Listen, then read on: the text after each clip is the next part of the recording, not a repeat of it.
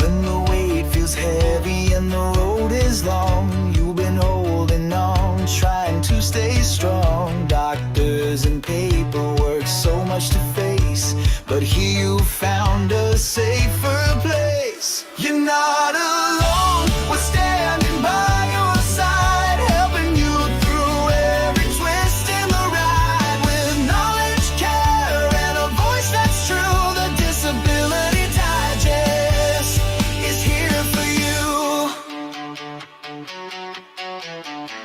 We've walked the path, we've heard the fight, we know the pain that hides from sight. But every story matters, every win is real. Together we rise, together we heal. You're not alone, we're standing by your side, helping you through every twist in the ride. With knowledge, care, and a voice that's true, the Disability Digest is here for you.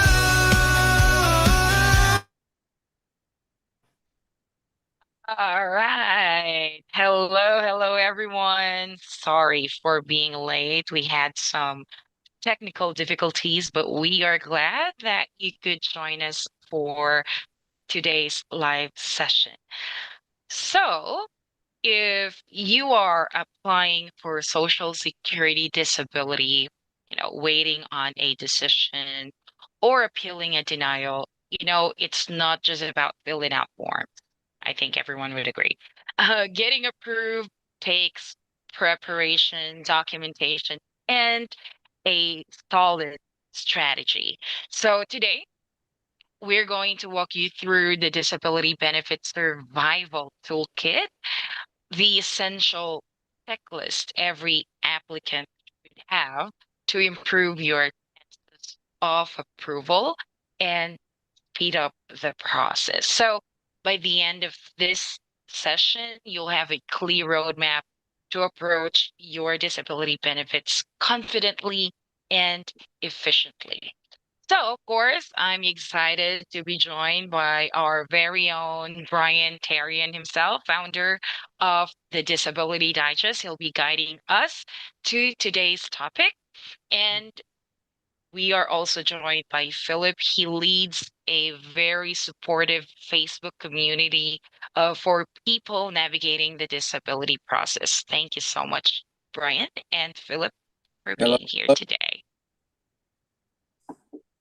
Great. Glad to be here. And I take 100% of the responsibility for being tardy today, but we're going to make it worth your while. Thanks everybody for joining. And so in advance of this, like Nadine said, this is a toolkit. We're going to cover some key points that will help you understand how to get approved and stay approved. Our attempt in doing these events is to provide you with general information that will help you like understand some clarity on what to do, step-by-step process, hopefully reduce some of the stress, confusion that people have with the process. I do want to say though, folks, coming to an event like this, I'm grateful for you doing it or listening to the replay, but this is just one snippet of information that it takes to get approved and stay approved. It will share with you throughout the event other ways that we can help you at no cost to get all of the answers in a customized approach here at the Disability Digest. So today we're going to do a Q&A at the end. Is that right? Yes, so same as usual, we're going to be sharing a link for those who want to participate live and ask their questions live via Zoom. And also, all throughout the show, feel free to drop in your questions in the comment as well. And we will do our best to be able to cater all your questions later in the Q&A. All right. Good. We ready to roll? Yep. Okay. So we're going to cover the major components of like getting and keeping your benefits like disability insurance, which is doctoring and effective doctoring, limitations, how to approach getting everything appropriately into your case file. And then communication. Those are the key things that we are going to cover in this segment here today. And again, drop your questions in the chat. So this is a situation that happened to me this week as we get into the doctoring piece. People reach out and they're like, I want to talk to you about my case, which is great. But what people really need to understand is you can talk about your case. You can feel absolutely horrid about your case. But unless you're effectively going to the doctors and following these steps, it's really difficult for Social Security to understand that you qualify, because it's evidence-based, the entire process. I mean, they don't give benefits away. 1.9 million people on average apply every year. I want you to get this. 1.9 million people apply, 487,000 get approved.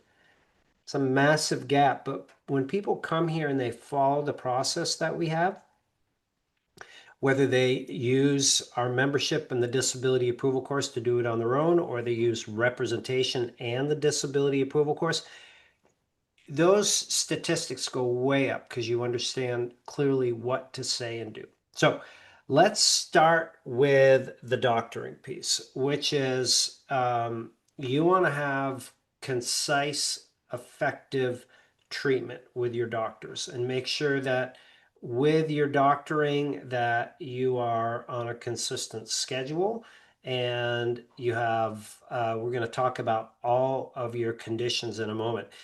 If you're expected to be on a treatment regime where you are to see your primary care like once every other month and you're doing it once every quarter, just those little changes can open up an argument for Social Security to say, well, if you're getting more effective treatment.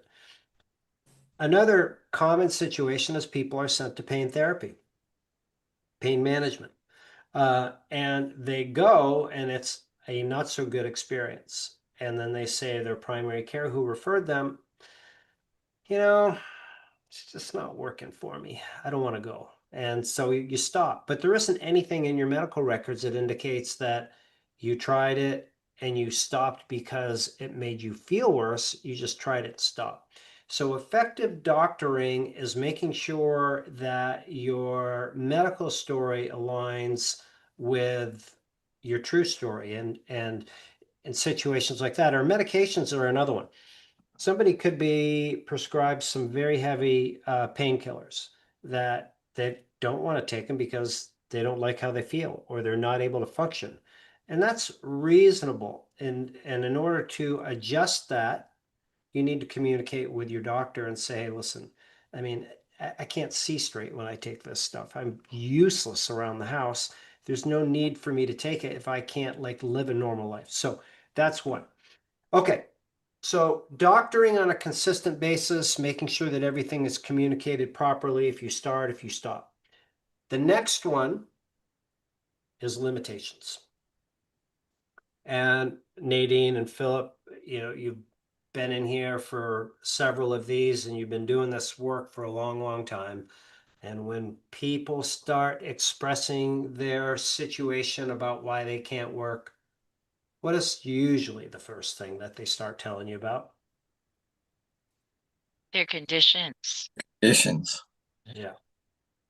Yeah.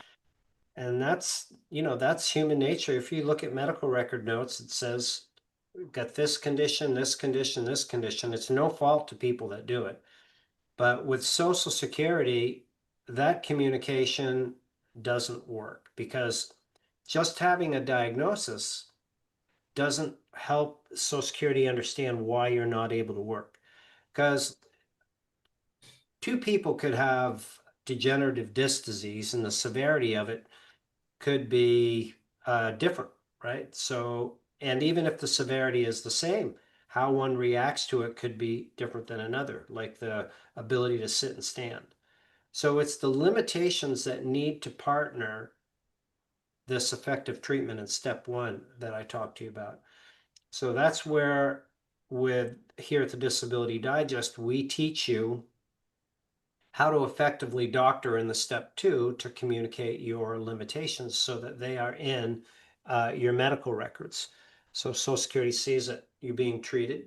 For example, this degenerative disc disease, you're being treated and you're communicating to your doctor that you can't stand for more than 10 minutes. You can't sit for more than 20 minutes, and you can alternate back and forth, but you only can do that like 2 times within an hour, and then you've got to lie down flat on your back for the rest of the hour. And it only gets worse as you progress throughout the day. That puts you in a situation where visually somebody can read that and see, oh my God, this person's getting treated for degenerative disc disease. And I mean, their hour, that's nobody's going to have anybody be able to work in an hour like that. That's those two things right there are what is going to secure your benefits, not only getting them, but keeping them. All right. Next thing is getting everything in your case file. Don't leave anything out. In the conversations that I've had in the like 2 decades that I've been doing this work, one of the things that usually is left out is mental health challenges, brain health challenges, which are unfortunately common because when somebody loses their incomes, not able to work, you have a health challenge. What's the saying is, you've got all kinds of problems, like maybe 10 problems in your life until you have a health problem, and then you've got one. But when you have that one and people are focused on the degenerative disc disease story, commonly what happens is there is some brain health issues. And I encourage people, even if you don't think you have it, to go be evaluated for it. And if you do have it, being treated properly for it, you can go to counseling, go to therapy. It could make you feel better. It could help you get through it. But it's definitely going to be a positive impact on your case if you can get everything in there. Let's say you have an A1C that is like in, the pre-diabetic stage. That's still important to put in there. Or you've got blood pressure that is high, or other conditions like that that you're like, oh, you know what? It's not that bad. Really doesn't bother me. Sleeping is another one. If you're not sleeping well, because sleeping is the restorative mechanism for your body. If you're not getting a full, adequate night's sleep, your body can't repair. So if you're at 4 hours of sleep per night, you're not putting that in your medical records, and you're going to all this treatment that will help connect the dots that you're going to have a difficult time getting better. Right? So, okay, so we have everything in your case file. You've got your limitations in there, and you're going to the doctors on a frequent basis. Got all that tightened up. Now, the next thing is, how do you explain it? This is the last step of the toolkit here. Is you want to be able to explain this moving away from focusing on your conditions and on your limitations, and you want to get it into like a 2 sentence expression. Like, I can't work more than 45 minutes a day because I can't sit or stand for more than 10 minutes at a time. I have degenerative disc disease and I've been treated for it for 2 years. That's it. So you want to have that prepared. Why do you want to have that prepared? Well, when you go through the approval process, yes, we have a disability approval course that you can get access to, and it teaches you how to do it. But if you don't know how to communicate your situation to Social Security, if you have a phone interview, or the forms that you need to fill out, or in the independent medical exam, or if you don't get approved at that level and you need to go to in front of a judge, or if you're seeking to get representation on your case and you can't clearly express why you can't work so somebody can understand how they can help you get approved, or if once you're approved, you have a review and you've got to go back through it again. These are all like the disability income insurance components of this of communicating your situation. I can't stress the importance enough of having it locked and loaded and ready to go. I gave you the numbers on the approval, but on the other side, once you're approved, it's about 144,000 people lose their benefits every year, oftentimes because of a review. And yeah, the government shutdown, they're not going to focus on those right now, but when they open this back up, they increased their budget by 52 or 55 million dollars to do more reviews this year. So they'll be back. It's just and now is a good time for you to do your treatment. So those are the four things that you want to focus on. You want to be doctoring, you want to get your limitations, you want to make sure you have everything in your case file, and then you want to know how to communicate it. So here at the Disability Digest, how we help you with all that, certainly watching these videos, attending the events, one great way to do it. But what it is absent of is the real step-by-step directions and how to do it. So when one chooses to join us as a member, and maybe you already have, then you come and you join us and you fill out a profile that it communicates where you're at in the process. Maybe you're trying to get approved, applied and waiting, applied and denied, or you haven't applied yet, or you've been approved and other information. Then you're directed to one of our advocates here. And they're wonderful people. We've got a couple of them right here today with us. And they'll speak to you to get a better understanding of your case, because there's no two situations alike, and there isn't any like real effective questionnaire that we can ask, to get a grasp on your situation without talking to you. So we do that, then we put you into the resources that you may need. Maybe you are going through the disability approval process and you're working with Philip and his group, which provides you some encouragement and support from others. But you don't have the technical piece. You don't understand how to fill out the forms. You don't understand what to say and do.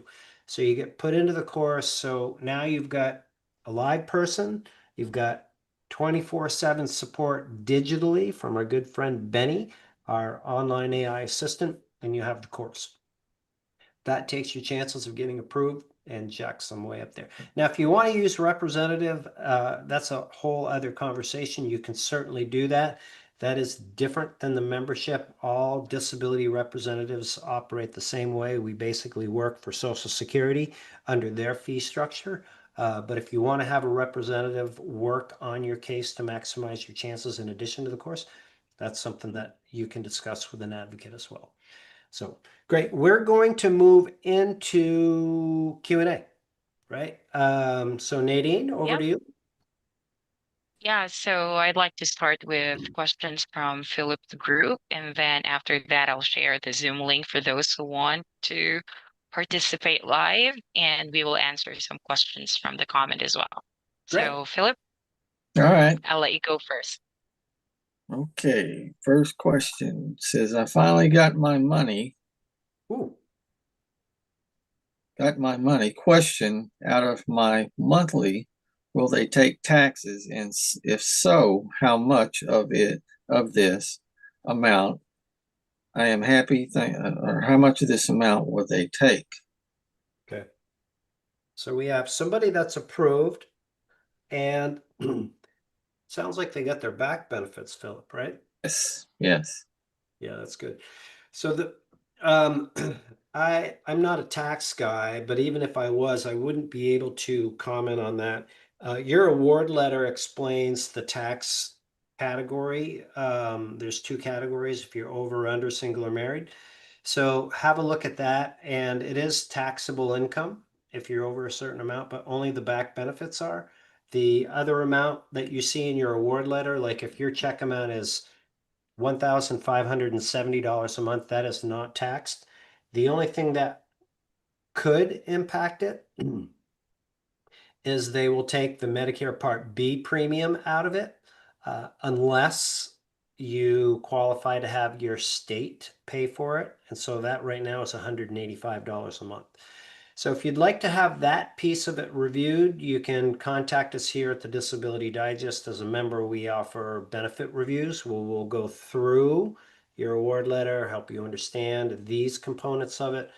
when your insurance will kick in, other benefits that you may be entitled to, and whether the state will help you pay for that $185 a month. That's all part of a benefit review. There's no cost for that. That's part of your membership. Cool. All right, next one. I joined this group to try to see the best way to file for disability for someone close to me. Has various health issues, high blood pressure, diabetes, thyroid problems, hip that needs replacement due to an ankle fracture that has plates in it, loss of hearing. Please tell me the best way to start the process for Social Security disability. Okay. Nadine is going to put a link in chat. You click on it and there'll be a green button. That green button says sign up. You fill out the profile and you come in here and you'll be in touch with one of our advocates. They'll learn more about your situation. They'll put you into the right part of the disability approval course. You communicated some of your conditions. We have condition-specific information that we can further provide you based on what you told us. And then what you communicated to us is a typical situation of a list of conditions, but no limitations. So we can help you fine tune that piece as well. So that's your next step. Yeah. All right. Author says, hi, I'm new to this group, recently joined because I have applied and been denied 4 times for disability. I recently was diagnosed with a bad diagnosis and heart problems. I'm going to try to appeal this decision. I'm just hoping I remember all the things in the video I've watched. A few of them, by the way. Thanks for helping. Yeah.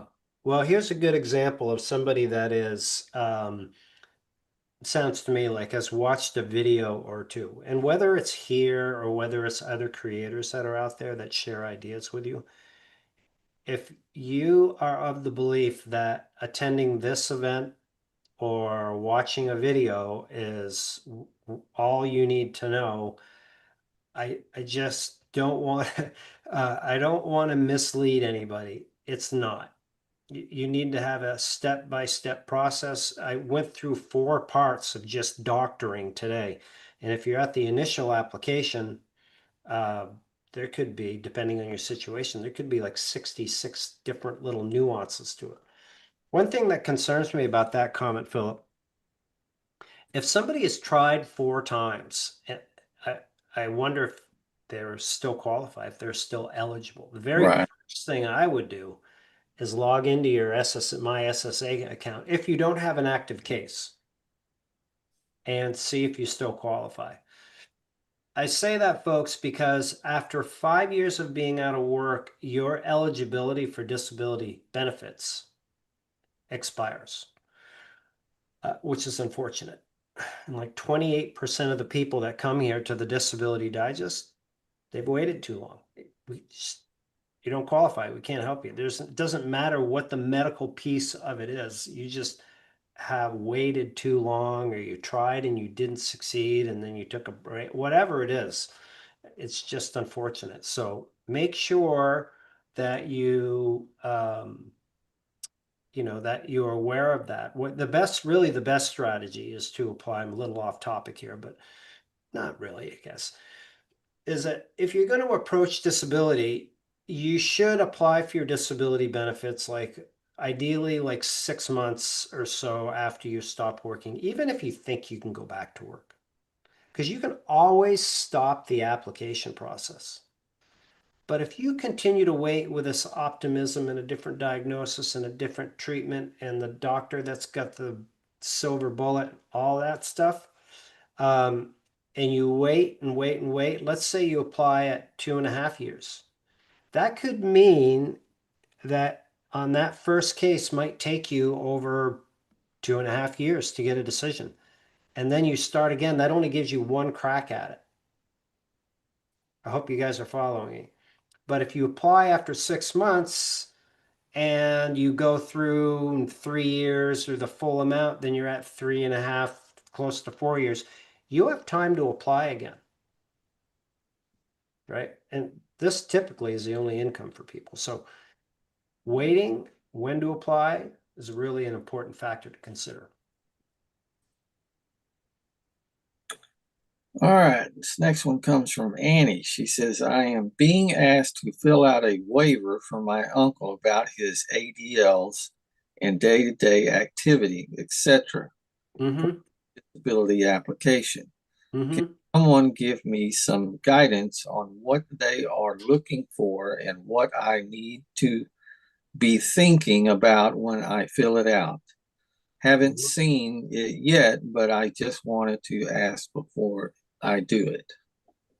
This is a really good question. And my hunch is that form is SSA 3380. I want you to think about a few things. When you are filling out information for somebody as a third party, credibility is really important in this approval process. So if this individual, going back to the degenerative disc disease thing, says that they can only stand for 10 minutes, only sit for 20, but on your form, you're like, he's a pretty good guy. We go walking every day for about a mile or two, and he's telling me he hasn't been feeling well and it's unfortunate and hasn't been working. That's going to basically shoot all the credibility. I don't expect the person is going to be walking if they're legitimately not able to sit or stand. But so here's the thing.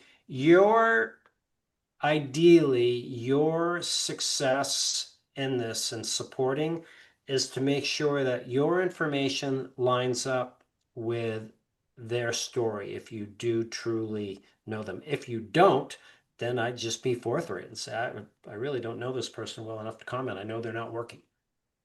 That's my advice. They have a like form to fill out, which is the adult daily living questionnaire, and that form is SSA 3373. If you really want to fine tune it, what they put in that form should be consistent with what is in your form. All right, Nadine, I think that was it from my group for today. Holy moly, look at the questions out there. Thank you so much for that, Philip. So everyone, I am posting the link right now for those of you who would like to join us live and ask your questions live. But while we wait for someone to join us, Brian, I do have a couple of questions here from the comments. So first is from Greg Barney. He said, I got email from SSA wanting me to go digital. Do you know what that means? And would that include CDRs? I don't know. I was not aware that Social Security was using email. I mean, I go to industry conferences, try to keep up to date, but I don't know everything. So yeah, I do know that they have, there is the digital portal. You can communicate that way. I'm a big fan of using digital because one thing it does is it provides a good track record. Well, if they say they didn't get it, it's uploaded in your file. Yeah. Yeah. Next one. My husband is now set to go to court. Will this be delayed by the shutdown? Ooh, shutdown question. Glad you brought that up. So what we've seen is the shutdown has not had a negative impact on the Social Security disability hearings yet. I fully expect it will go forward. And I am in hopes that they come to some type of resolution on this soon. I expect everybody else does out there. Next question here. Does everyone go to court? How do people survive during the wait with zero income? Well, no, not everybody goes to court. So the national numbers for approval at the first decision level is 36%. Now, if you have a disability representative work on it, like ours internally, those that we work on, it's significantly higher. You can ask one of the advocates when you come here. So no, not everybody goes to court. And ideally, you want to put your effort in up front. Don't guess and get it right, following the steps in the course and all of that, so you maximize your chances. But if you have to go to court, then you've done it right in the beginning. You have a better chance of getting approved. So no. Next question is from Bill. Actually, this is quite long because he posted several statements. So he said, I just had my first SSDI evaluation at their chosen doctor. I wasn't too happy with the person who did it. They were not very nice, wanted to do nothing with my MRI results or my medical records. I have disc issues at C7 and T1, as well as lower back issues affecting sciatic nerve, carpal tunnel in both hands and elbows. I just developed pitting edema in my legs. I have put on 120 pounds. If this is not a disability, then I don't know what it is. Is there a question in there, or is that a statement? I think it's a statement like asking for validation if Well, his statement is a disability. you're not gonna like what I'm gonna say, but as I mentioned earlier, I mean, if I was a Social Security examiner and I listened to just what you told me, I couldn't approve your case. I don't see any limitations associated with your Yeah, diagnosis. conditions. Yeah, Yeah. So back to the 4 steps, right? yep. You're not clearly communicating your limitations. Right. Okay, next one is from Mark Green. I'm approved for disability and starting pain management soon. Any advice on what to communicate to help keep benefits? I have degenerative disc disease. Yeah. Well, the toolkit steps that I just went through, those are definitely it. And when we, when we do these events, the thing that I attempt to emphasize is the importance of your doctoring, the step 1 that I explained to you, and getting good effective doctoring and getting those limitations in there. That's going to be really good, because when your review comes up, they're going to send you the documents to fill out, short or long form. And then if they don't like what they see, they're going to request your medical records, and then they're going to look in and see this wonderful evidence that you've created, hopefully. And then the thing will go away. That's the whole concept. Now, how we can help you here at the Disability Digest, for members that are approved, one of the most popular resources we have is a continuing disability review survival kit. And it was put together with attorney James Mitchell Brown, our resident industry expert, who, by the way, will be here next week. I'll tell you more about that in a moment. But when you join us as a member, if you haven't already, you get access to that. It usually is sent to you around day 7 after your membership starts. And so if you don't have your review yet, then there's a first few parts of it, like what to do to prepare, which is a deeper dive in what I just shared with you. And they'll help you understand what to do when you get it, how to fill out the forms. In some instances, for members here that we're working with, we have a benefit protection program. What that includes is when you get your review, you fill out your paperwork, we'll review it for you. So there's no charge for that. You can talk to an advocate about the benefit protection program. So those are some of the ways that we can help you with it. But number 1, doctoring. Number 2, limitations. All right, thanks for that, Brian. Next question here is from Ace Man. Hi, he said, hello, Brian. I just got a lump sum in my checking account. Does this mean I got accepted? I also got a benefit. I don't know if it's a vacation or vocation letter on my SSI account. Yeah.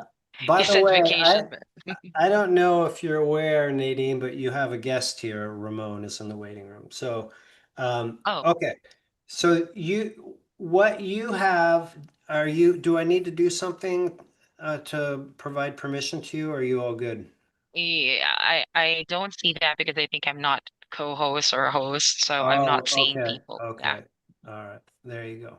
Oh, there. Uh, So yes, if you received a deposit and a benefit verification letter, but I like the term benefit vacation letter, that would be good. I got paid, I'm going on vacation. So Yeah. yes, that means you're approved. And uh, a heads up to everybody out there, this commonly happens where you get like a load of cash in your bank account for your back benefits and you don't know that you've been approved, especially at the initial application level. That's where it will happen. So good for you. Was there another part of that? No, that Yeah. was it. So anyway, as I mentioned earlier in the program, if you're a member here at the Disability Digest or would like to be, then we can review where you're at right now, what you're entitled to, what you should pay for and not pay for going forward. And that's called a benefit review is what we do here at the Disability Digest for our members.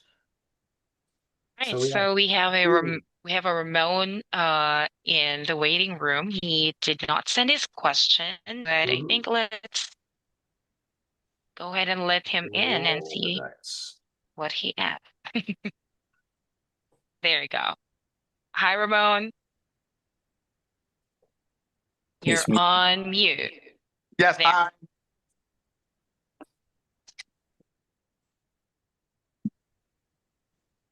There. Okay, you can hear me? Yes. Yes. Oh, great. My question is, I've been approved for SSDI. I'm going on my year 6. I have extensive cardiac damage to my heart, and they send me the award letter stating that I would have a CDR possibly between 5 and 7 years. I'm in my 6th year. Is it possible that they might just overlook me due to my medical conditions? That's possible. And Ramon, this is Brian Terry, and I appreciate you joining. Thank you, bro. Um, it's possible that those reviews are not typically in line with what's unfortunately, your expectations are set when the time that you're approved. Okay. Sometimes they show up early, not often, but usually they're on the later end. Um, so and it could be. It could be, but uh, how old are you? I'm turning 59. 59. Yeah. I mean, I expect they're going to review you. Yeah. I just didn't receive any information, no Yeah. letters, nothing, and nothing on my portal of FSDI, and nothing at all. Well, hopefully it stays that way because nobody really likes these. Yeah. And but if you've been doing the treatment and Yeah. you've got everything checked, then you know, then that's fine. And as I mentioned just moments ago, we've got a course here that can help you out Okay, uh, great. if you need it. Yeah. Where in the U.S. are you? I'm up in the Northeast.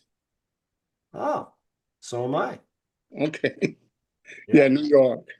I thought so. Those accents, man, they're a dead giveaway. Yeah. Thank you. Yeah. I'm actually not far from New York. I'm actually right now, if I was to go that way, it would be like less than 2 miles to New York. Mhm. The upper state part of New York, like Essex and Plattsburgh. Yeah. So Okay, good. great. Thank you so Right. much. Thanks for joining. Appreciate you. Thank you. Hey, thanks Thank for joining. Thank you. Okay, so Brian, we still have a couple of questions here from the comments. This one is from Jay Palmer. I just had my SSI disability hearing case on the 15th of October, And I noticed my attorney didn't really cross-exam the vocational expert. Is Mm. that a bad thing? Depends. If there were no jobs available that you could do, then there may not be a need to. Um, without knowing the whole flow. But if there were jobs available and there wasn't a cross exam, and maybe there's some type of strategy that your attorney knows about that I don't know. So, yeah. I'm not adding much to it, but there's a lot of missing information for me to be able to effectively chime in. And if you want to tighten that up and come back next week, Attorney James Mitchell Brown will be here. Maybe he's got something more to add. If you have more, you can provide. All right, next question. There's two parts of this question from Scorpio Lane. My husband's lawyer said he's going to, I don't know if this is a typo. It says subpoena, but I think he's saying subpoena, the person who just denied his appeal. How often does this happen? And then the second question is this is from the same person. What if you waited and only applied after multiple surgeries and getting worse with each procedure? Can this be a downfall? The subpoena thing, I mean, and all the time I've done this, I have not heard of that. I don't know. It's interesting. I'm sure a lot of people at Social Security would be subpoenaed for every denial. I don't know. I don't have anything to add to that. And then the surgery pieces and the applying, you know, I don't know what the limitations are. Here's my thing on applying. I encourage people to look at it this way. I gave you the insight on the 6 month thing, but you really have got to have like like a man in the mirror conversation or a come to Jesus conversation with yourself and be realistic. Like, can I really work like 5 days a week, 40 hours a week? I mean, can I do it? And if you haven't done it or you've had a hard time doing it, can you do it? I mean, that's really when you should apply, and then you just get the evidence and do it and prove it. That's what the system is there for, really. That's what I got for you. And most people want to work, and I totally get it. If people have this whole thing about, oh my God, my neighbor's on benefits. Yeah, you got all there is some of that, but I mean, very rarely is the like a desired outcome that if you can work or be on benefits, most people are going to choose the work part. Next one. This is a follow-up question from the person earlier who said that he received a payment and just got accepted. So he Yep. wanted to know if he should contact his LTD or does he have to contact his lawyer first? I'm not sure why he would need to do either. Does he owe his long-term disability company money? If so, they're going to find you. I wouldn't spend it all. And usually that is cleaned up in the process.